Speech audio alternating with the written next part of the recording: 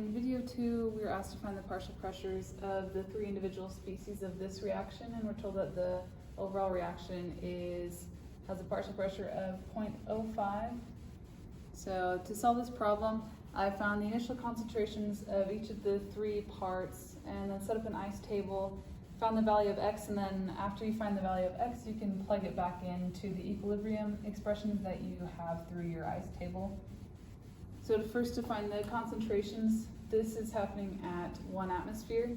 And so we know that at 1 atmosphere, it's 78% nitrogen, 21% oxygen. So 0.78 atmosphere, like 0.78 over 1 is nitrogen, 0.21 over 1 is oxygen, like 0.21 out of the 100%. So then we can use that in our ice table. We have our initial values now. We have 0.78, 0.21, and 0 because at the beginning, at the initial, there's no product formed. We know that some amount is going to be taken from the reactants and formed into products. So because there are no coefficients, we have negative x and negative x. And because there's a coefficient here of 2, we have positive 2x. So then we just drop these down into our equilibrium expressions so that we have 0.78 minus x, 0.21 minus x, and 2x.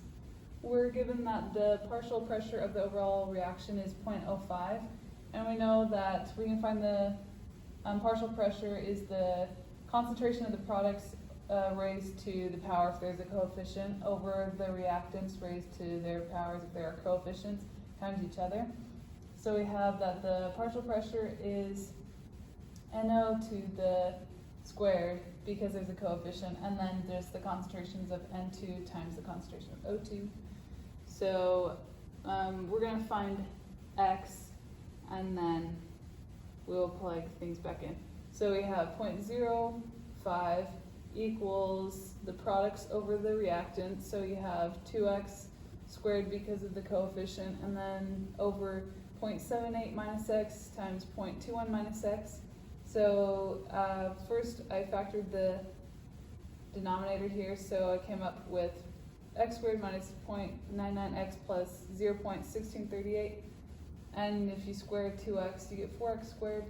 So then after that, you multiply this entire thing down here to get rid of it from this side of the equation, and then you multiply it, you bring it over here, so you have 0.05, and once you distribute that to all of the individual pieces, then you get 0.05 squared minus 0.0495 squared, no, minus 0.0495x plus 0.00819 equals 4x squared, and you bring the 4x squared over here. So then you're left with negative 3.95x squared minus 0.0495x plus 0.00819 equals 0. Then when I put that into my calculator and had it solve for x, I got 2 values. You get 0.03969805713, or you get negative 0.052229727. We know that it can't be the second one because this is negative, so if we plug this in here, for example, we'll get a negative value, and we know that we can't have a negative pressure.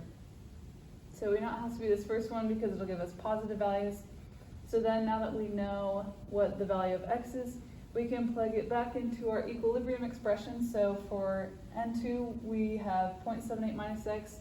So 0.78 minus this number equals 0.740301943 atmospheres. That's the partial pressure of N2. And then O2, we do the same thing. We have 0.21 minus x, so 0.21 minus this number, and we get 0.170301943 atmosphere.